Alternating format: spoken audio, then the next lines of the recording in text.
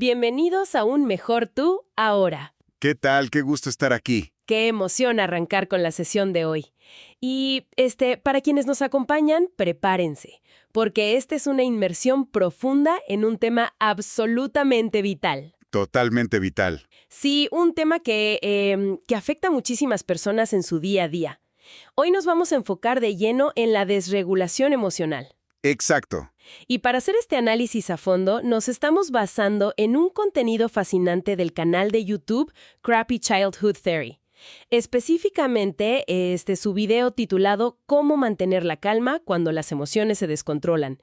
Y fíjate que es un material que realmente va a la raíz del problema. Es un material brillante y creo que la misión de nuestra inmersión profunda de hoy es sumamente clara, aunque pues un poco contracultural. El objetivo principal que tenemos es desmentir esa idea tan popular y generalizada de que siempre, en todo momento, es bueno y necesario sentir todas las emociones.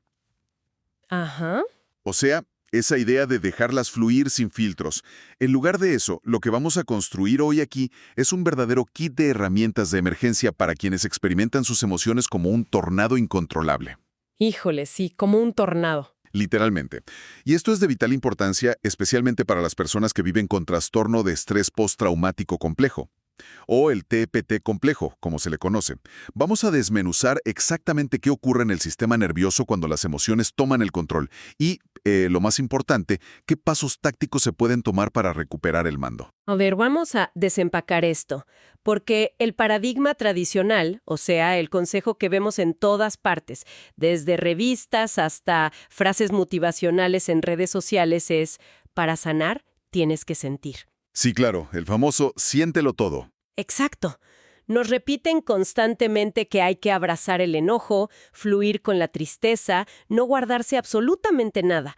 Y, suena muy lógico en la superficie. Suena precioso en teoría. Sí, parece la receta perfecta para una higiene mental impecable, ¿no? Pues suena lógico para un sistema nervioso que está regulado.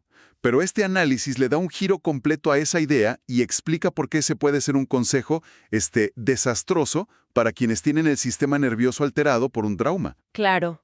El problema fundamental aquí no es que estas personas estén desconectadas de sus emociones o que repriman lo que deberían sentir. Ese es el gran mito. El verdadero problema es que sienten en exceso. Sienten demasiado. Exactamente. Los sistemas nerviosos con trauma complejo ya operan en un estado base de alerta máxima, todo el tiempo. Así que cuando llega una emoción fuerte, se sobrecargan por completo. No estamos hablando de un goteo emocional que se puede procesar poco a poco, o sea, es una inundación masiva. Es muchísima información de golpe para el cerebro. Y cuando el sistema ya está inundado, decirle a alguien que sienta más profundamente es el equivalente a echarle gasolina a un incendio forestal. Simplemente quema todo a su paso. Esa imagen mental es muy clara.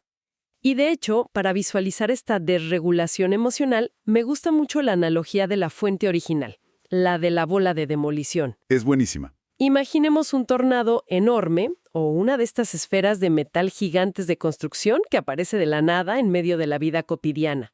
No hay forma de saber hacia dónde va a oscilar. No, ni qué va a destruir. ¡Exacto! No hay forma de predecir qué estructura va a golpear, pero arrasa con todo. En la vida real, los daños colaterales de esta bola de demolición son las amistades, las relaciones de pareja, las oportunidades laborales, las dinámicas familiares. Es una fuerza destructiva que secuestra por completo el libre albedrío y las acciones de una persona en ese instante. Totalmente. Esa es la fase explosiva, ¿no? La que todos notan, la que asusta a la gente alrededor. Pero hay otro extremo que es igual de preocupante en la desregulación emocional, que es el apagón total. El apagón. Sí, pensemos en la analogía de un foco de luz. Si un foco de repente recibe una descarga de energía masiva que supera por mucho su capacidad, va a brillar con una intensidad cegadora por una fracción de segundo. Y luego Se funde. se funde. Queda en oscuridad absoluta. El filamento se rompe. Y en la mente humana ya no hay luz, no hay sentimientos, no hay empatía, no hay nada. ¡Wow! Esta planicie emocional, este entumecimiento profundo y casi catatónico, que ocurre justo después de un gran estallido de ira o de un ataque de pánico, es un síntoma clásico del trauma. El cerebro, en un intento desesperado por protegerse del dolor abrumador, Simplemente baja los interruptores principales. Es pasar de 100 a 0 en cuestión de milisegundos. Así es. O sea, de gritar a todo pulmón a no sentir absolutamente nada por la persona que se tiene enfrente. Es una desconexión brutal. Y lo fascinante aquí es cómo esto se conecta con el panorama general de la vida de una persona. Estas reacciones desproporcionadas suelen ocurrir en los momentos más inoportunos posibles. Siempre pasa en el peor momento. Siempre. Estamos hablando de romper en llanto incontrolable en medio de una junta corporativa importantísima o de tener un estallido de furia contra un empleado de servicio al cliente por un error menor. Y lo que termina pasando es que estos episodios crean nuevos traumas. Se vuelve un ciclo. Exacto. Porque quien lo sufre no solo tiene que lidiar con la herida original o el estrés acumulado de su infancia, sino que ahora debe enfrentar las consecuencias destructivas de su explosión en el presente. El despido, el aislamiento social, la ruptura amorosa. Se vuelve un ciclo donde la reacción al trauma genera más trauma. Y para aterrizar esto en algo sumamente identificable para quienes nos escuchan, imaginemos un escenario clásico que ilustra perfectamente esta dinámica. A ver, cuéntanos. Invita a un par de amigos y, por supuesto, a su pareja. Se hace un esfuerzo enorme. Te preparas todo el día para eso. Claro, se cocina un platillo especial, se pone la mesa bonita, se encienden las velas. La hora acordada llega. Los amigos llegan puntuales. Pero la pareja, que debía estar ahí desde el principio para ayudar a recibir, ya lleva 1 hora de retraso. Híjole. No ha llamado, no ha mandado un solo mensaje de texto, silencio absoluto. O sea, es un escenario diseñado perfectamente para elevar el cortisol minuto a minuto. Exactamente. Los invitados ya están ahí, sentados en la sala con sus copas de vino. La persona que organizó todo está intentando actuar con total normalidad. Ofrece botanas, sonríe, platica sobre el clima o el trabajo, pero por dentro está experimentando un pánico absoluto. El corazón le late a 1000 por hora. Y la cabeza no para de dar vueltas. No para. Cada vez que va a la cocina a revisar el horno, saca el celular a escondidas. Llama a su pareja frenéticamente. Manda textos exigiendo saber dónde está, sintiendo que el pecho se le cierra. La tensión en la casa, aunque no se diga en voz alta, es palpable. Y entonces Se abre la puerta. se escucha la llave en la puerta, la pareja entra, ven a los amigos, se dan cuenta de la hora, el rostro se les cae de la vergüenza y se disculpan profusamente diciendo que hubo un accidente terrible en el tráfico y el celular se quedó sin batería. Una excusa válida, digamos. Sí, algo que pasa. Y los amigos, intentando salvar el momento, dicen que no pasa nada, que apenas iban a servir, que se siente. Pero para la persona agraviada, la que estuvo esperando y cocinando sola, Ya es demasiado tarde. ya es demasiado tarde. El sistema nervioso ya cruzó el umbral. Así es. La emoción acumulada durante esa hora de silencio es tanta, la presión en el pecho es tan fuerte que explota frente a las visitas. Comienzan los reclamos fulminantes, el tono de voz sube, salen las lágrimas de frustración y coraje. Las visitas se quedan petrificadas. La velada, que iba a ser una celebración tranquila, queda completamente arruinada en cuestión de 3 minutos. Y aquí es vital hacer una pausa y analizar profundamente por qué sucede esto. Sí, porque la reacción parece exagerada para la situación. Exacto. Si lo observamos fríamente, la reacción explosiva no es realmente por la tardanza de esa noche. Por supuesto, llegar tarde y no avisar es una falta de respeto. Es frustrante, arruina los planes. A nadie le gusta. A nadie. Pero la intensidad nuclear de la reacción, ese nivel de furia y desespero que describe la fuente, viene de un lugar mucho más profundo. Es un volcán de viejos sentimientos. Son memorias subyacentes de abandono, de haber sido ignorados, olvidados o invalidados en el pasado, usualmente en la infancia. Claro, el cerebro asocia el presente con el pasado. Sí, el cerebro de una persona con TEP complejo está hipervigilante y confunde la tardanza de la pareja con un peligro existencial. Reacciona como si la supervivencia misma estuviera en juego. No está reaccionando al llegaste tarde a la cena, está reaccionando al me estás abandonando y me voy a quedar en la soledad absoluta y voy a morir. ¡Wow! Es literal una respuesta de supervivencia. Y después de la explosión, viene lo que se describe en el material como el ciclo de la vergüenza. Uy, sí, esa parte es terrible. Es una de las partes más desgarradoras de la desregulación emocional. Porque después de que se grita, después de que los amigos se van incómodos a sus casas con excusas inventadas y la cena se enfría en la mesa, la persona empieza a aterrizar en la realidad. La neblina roja se disipa. ¿Y se dan cuenta de lo que hicieron? Exacto. Ahí se da cuenta de que su reacción fue completamente desmedida para la situación del tráfico. Pasa de sentirse como la víctima absoluta de la tardanza a convertirse en el problema central de la noche. Y ahí entra una vergüenza profundísima, muy tóxica. Y es justo ahí donde ocurre el apagón del que hablábamos hace un momento. Sí, La persona se vuelve plana emocionalmente, se encierra en sí misma, el orgullo, la culpa y la vergüenza se mezclan en un nudo pero tan apretado que no puede ni siquiera articular una disculpa básica a su pareja. se paralizan. Se paralizan por completo. Y así, con estos episodios repetidos a lo largo de los meses o años, es exactamente cómo se destruye gradualmente la confianza, el respeto y el amor en las relaciones. Es una erosión constante, un desgaste letal para cualquier vínculo humano. Está cañón. Por eso, el mensaje central de todo este análisis es que la comprensión del trauma no es suficiente. No basta con saber por qué actúas así. Se necesitan herramientas de primeros auxilios. Se requieren formas tácticas, casi mecánicas, de intervenir antes de que el desastre ocurra y la bola de demolición empiece a balancearse. Y para entrar en esas herramientas, hay una metáfora mental maravillosa en La Fuente que cambia la perspectiva de cómo abordar la crisis, que es la metáfora del avión. Esa es mi favorita. Es buenísima. La desregulación emocional es idéntica a un avión comercial enorme que se está preparando para despegar. Los motores empiezan a rugir, el fuselaje vibra, la velocidad aumenta mientras avanza por la pista. Ajá. El objetivo supremo, el único enfoque que debe importar en ese momento, es mantener el avión en tierra. Porque una vez que las llantas dejan el pavimento, una vez que el avión se eleva, aunque sea un par de metros, ya no hay vuelta atrás. Las leyes de la física, o en este caso de la neuroquímica, toman el control y el tornado emocional va a ocurrir inevitablemente. Ya no lo puedes frenar en el aire. Imposible. Todo el trabajo, toda la intervención tiene que darse en esos momentos previos al despegue, cuando las ruedas todavía tocan el suelo. Exacto. Para mantener ese avión firmemente anclado en la pista, el material plantea lo que podríamos llamar el paso cero. A ver, cuéntanos de ese paso cero. Es el reconocimiento y la pausa. El primerísimo paso es desarrollar la capacidad de notar físicamente la inundación de adrenalina en el cuerpo. O sea, sentirlo en el cuerpo antes de actuar.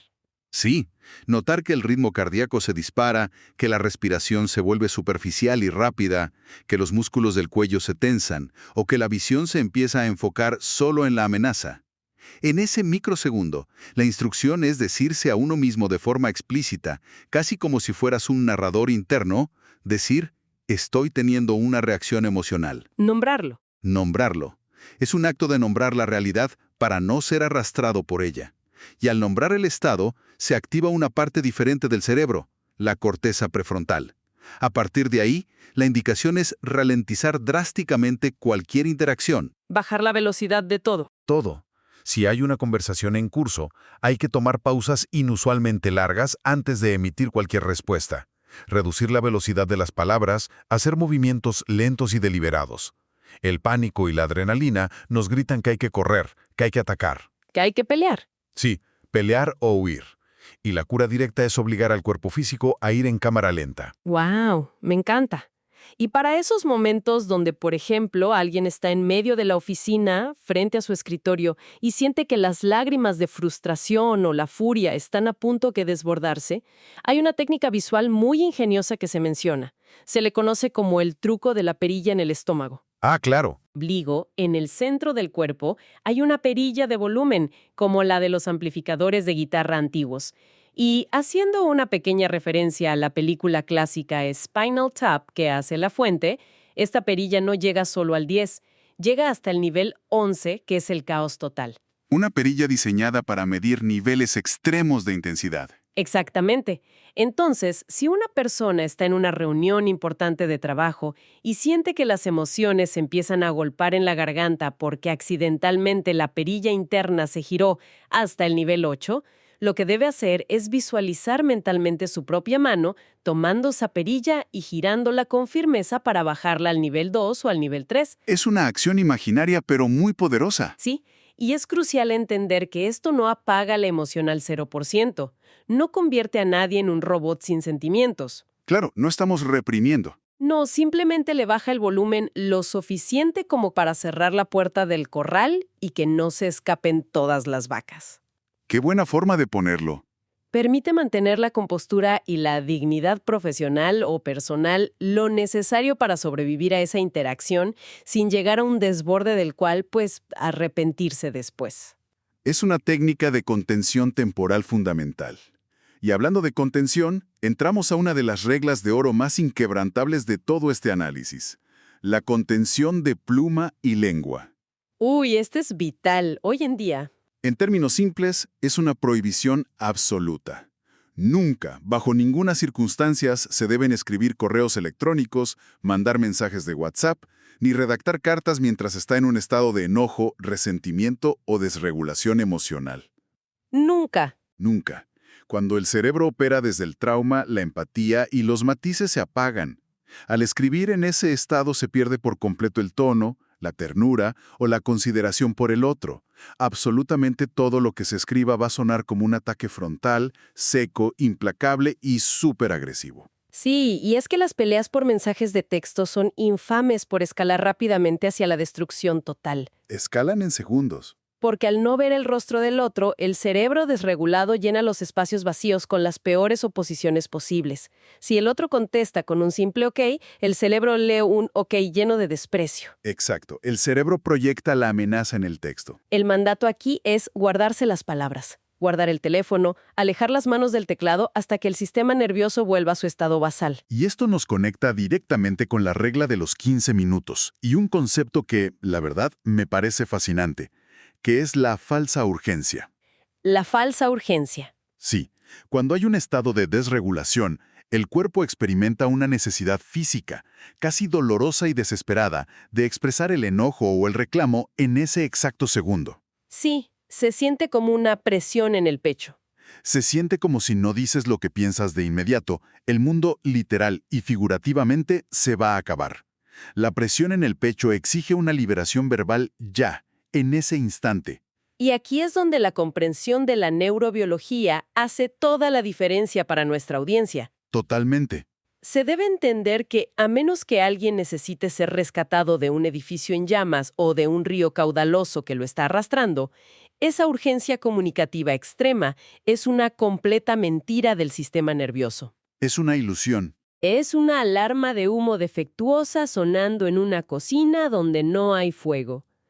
El cerebro afectado por el trauma complejo está confundiendo un conflicto de comunicación interpersonal con una amenaza física de vida o muerte. Y eso es clave. Si se siente una urgencia incontrolable por hablar y reclamar, esa sensación es precisamente la señal de alerta roja de que no se debe hablar.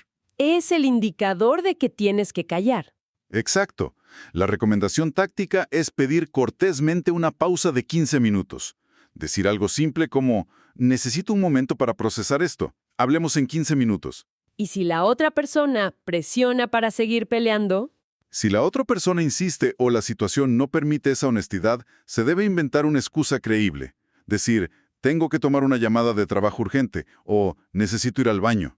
lo que sea. Cualquier cosa, absolutamente cualquier cosa, que permita la separación física de la fuente del conflicto para ganar tiempo y volver a regularse. Ahora, la gran pregunta es, ¿qué pasa durante esos 15 minutos? Exacto, porque no es nomás ir a sentarse. No.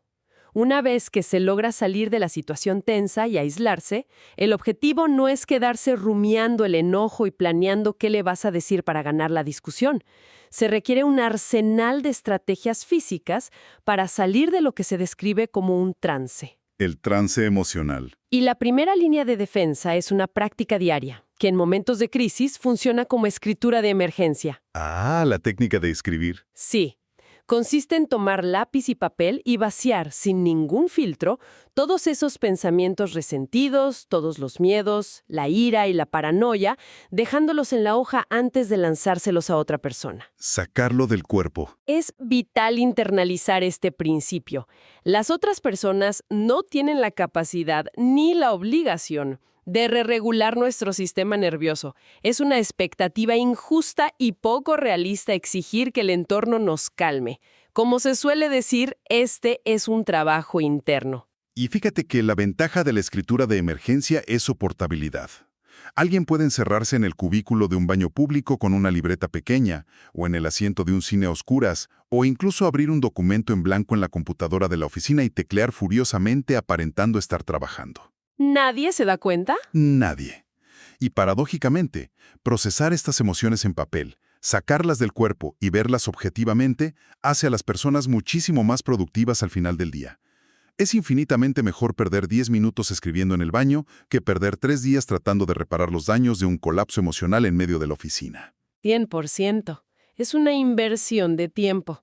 Es una herramienta invaluable, pero para que funcione también hay que abordar la realidad fisiológica del cuerpo. Porque no todo está en la mente. No, durante la desregulación, el torrente sanguíneo está literalmente inundado de un cóctel de químicos de estrés. Estamos hablando de cortisol y adrenalina en niveles altísimos. Veneno puro para el cuerpo si no se usa. Literal.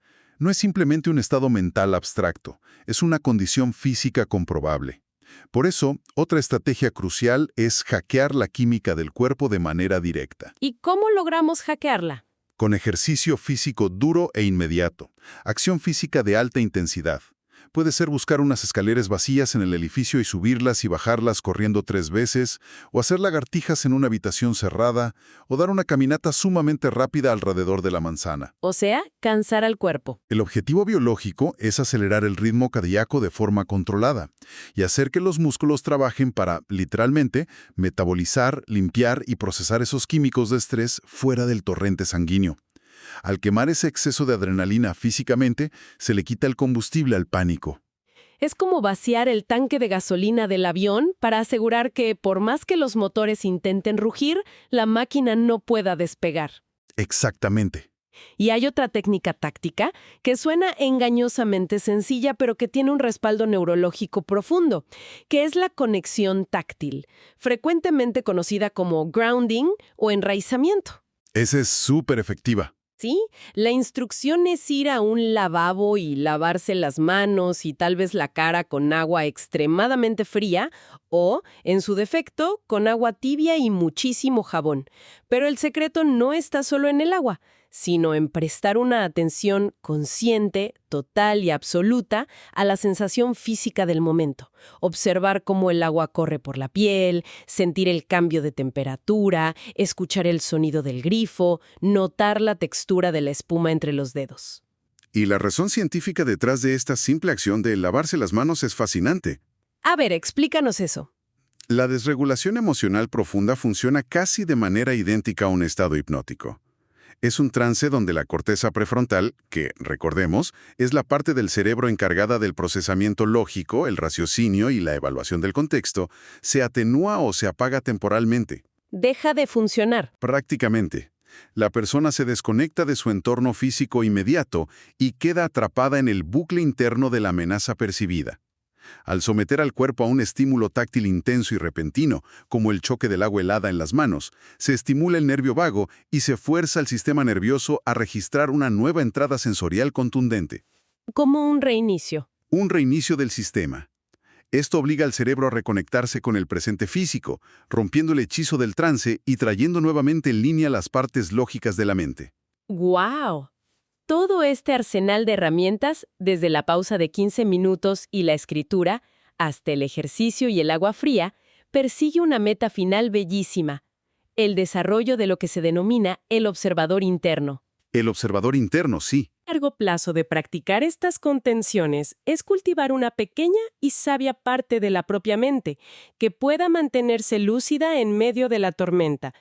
Una parte que pueda pararse afuera de este trance emocional, observarnos desde una perspectiva externa, tomarnos suavemente por los hombros y decirnos con muchísima compasión: cuidado, la respiración se está acelerando. Estamos entrando en desregulación. Exacto.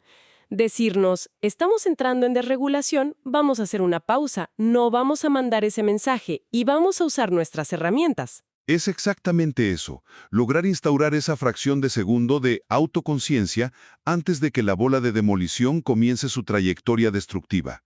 Ese es el verdadero empoderamiento frente al trauma. Entonces, ¿qué significa todo esto en la práctica diaria? Significa un cambio radical de perspectiva sobre lo que verdaderamente es el control emocional y la salud mental para quienes nos escuchan. Definitivamente. Postergar la expresión de los sentimientos ardientes cuando el sistema está alterado no es represión emocional. No es tragarse el veneno, ni caer en la trampa de la positividad tóxica donde se finge que no hay dolor y que todo es luz. No, para nada. Es todo lo contrario. Es un acto profundo de madurez y de amor propio. Se trata de crear el espacio seguro y el tiempo necesario para poder hablar las cosas difíciles más tarde. Porque cuando el sistema nervioso ya ha vuelto a su estado de calma, cuando el avión está firmemente en tierra, entonces los reclamos, los límites y las necesidades se pueden expresar con claridad, con elegancia, con un sentido real de justicia y, sobre todo, desde el amor. Esa es la clave. Esa pequeña pausa, ese retraso en la reacción, es literalmente la diferencia entre destruir una carrera profesional y relaciones invaluables o salvarlas y hacerlas infinitamente más resilientes a través de una comunicación sana y regulada. Totalmente de acuerdo. La regulación es el cimiento de cualquier relación duradera. Y, si analizamos a fondo todo este mecanismo biológico del trauma y cómo el sistema nervioso reacciona ante la percepción de amenaza, surge una pregunta que creo que es ineludible hacernos en la actualidad. A ver, ¿cuál es? Si la desregulación emocional, como hemos desglosado hoy, es capaz de engañar al cerebro, haciéndole creer que hay un peligro físico inminente de vida o muerte derivado de un simple retraso en una cena o de un malentendido verbal, Ajá. ¿cómo es que nuestro mundo digital hiperconectado afecta esta biología? Uy, claro. Pensemos en nuestro entorno moderno. Estamos bombardeados por notificaciones incesantes, correos electrónicos que marcan prioridad alta y plataformas de mensajería donde el doble check azul genera la expectativa social de una respuesta instantánea. Es una presión constante. Es un entorno que nos roba el derecho fundamental a la pausa. ¿Cómo es que este ecosistema digital, con su urgencia artificial constante, podría estar activando y manteniendo crónicamente este estado de supervivencia del trauma a una escala global y masiva? Es una reflexión fuertísima. Es una reflexión profunda sobre cómo las herramientas modernas de comunicación tal vez estén conspirando estructuralmente contra nuestra necesidad biológica más básica, que es el tiempo para regularnos. Híjole, esa es una pregunta monumental y sumamente reveladora para llevarnos a la reflexión. Nos deja pensando sobre cómo diseñamos nuestros días y cómo interactuamos con nuestras propias pantallas y tiempos de respuesta. Hay mucho que pensar al respecto. Muchísimo. ¿Y qué recorrido tan increíble y detallado hemos tenido hoy sobre la mente humana y sus mecanismos de defensa? Muchísimas gracias a todas las personas que nos acompañaron y nos prestaron sus oídos en esta inmersión profunda. Ha sido un placer. Esperamos que puedan poner en práctica estas herramientas la próxima vez que sientan que el avión empieza a acelerar en la pista. Sean muy pacientes con sus propios procesos y recuerden siempre que cada pequeña pausa, cada segundo ganado antes de reaccionar, es una victoria enorme. Nos escuchamos en la próxima entrega de Un Mejor Tú ahora. ¡Hasta pronto!